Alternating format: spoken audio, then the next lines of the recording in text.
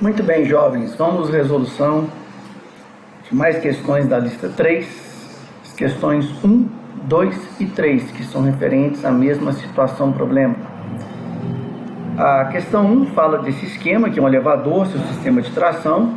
O motor aplica uma força sobre o elevador através do cabo de tração representado na figura, e o problema pede para desprezar as forças de atrito e as forças de resistência do ar sobre o elevador.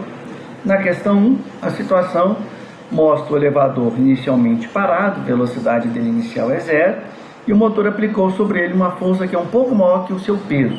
Então, o cabo é que vai fazer uma força sobre o elevador que é um pouco maior que o peso. As forças que atuam sobre o elevador são o peso vertical para baixo, exercido pela terra, e a tração ou tensão no cabo de tração, que é vertical para cima. Ele está falando que essa força tensão é um pouco maior que a força peso. Então a gente pode escrever ali, que o módulo da tensão é maior que o módulo do peso. Isso significa que há uma força resultante vertical para cima. Então tem uma força resultante, a soma dessas duas vai dar como resultante uma força vertical para cima. A segunda lei de Newton nos diz que a força resultante é igual a massa vezes a aceleração. Se existe força resultante, existe aceleração. E essa seta aqui em cima dos vetores força resultante e aceleração indicam para a gente que a força resultante e a aceleração têm mesmo sentido. Então, se a força resultante é vertical para cima, a aceleração também vai ser vertical para cima. O elevador está parado e tem uma aceleração para cima. Essa aceleração vai fazer com que a velocidade aumente verticalmente.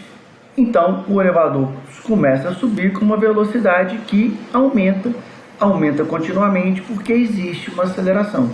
Então, ela vai aumentando de forma constante, a mesma taxa de variação por unidade de tempo, certo? Então, a resposta aqui é a letra D. Bom, a questão 2 continua com a mesma situação, problema. O elevador agora está subindo, o motor está aplicando uma força bem maior do que o peso. Então, nós temos lá o peso e a tensão, só que a força de tensão é bem maior, é muito maior. Então, a gente pode até escrever assim, tensão muito maior que o peso. Existe, então, uma aceleração, que é grande, vertical para cima, para onde está a força resultante. Só que ele diz o seguinte: a força que o motor faz vai diminuir, só que ela vai permanecer ainda um pouco maior. Ou seja, a situação agora não é de uma força de tensão, de tração bem maior, mas ainda é maior que o peso. Ainda existe uma força resultante vertical para cima, existe uma aceleração vertical para cima. Ou seja, a velocidade do elevador, ela continua aumentando, porque continua existindo uma força resultante. Só que a força resultante é menor do que era antes, a aceleração é menor do que era antes, então a velocidade continua aumentando, só que aumenta menos do que antes, mas continua aumentando. Então a resposta do gabarito é a letra B. A questão 3, vamos lá na questão 3, mostra que o motor está aplicando uma força maior do que o peso. Então você tem peso, você tem a tensão. Inicialmente a tensão tem um valor maior do que o peso.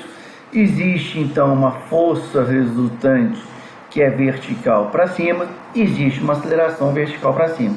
Só que o motor faz uma força que vai diminuir, e aí ela diminui e se iguala ao peso. Então essas duas agora vão ficar iguais.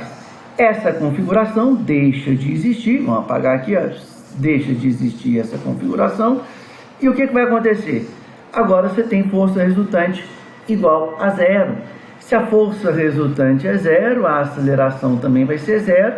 Se não tem aceleração, a velocidade não se altera mais. A velocidade passa a ficar constante. Então ele está aumentando a velocidade, e esse aumento vai diminuindo, porque a força vai diminuindo, até o momento em que a tensão vai igualar com o peso, a resultante passa a ser nula, não tem aceleração, e ele continua a subir só que com velocidade que não aumenta mais.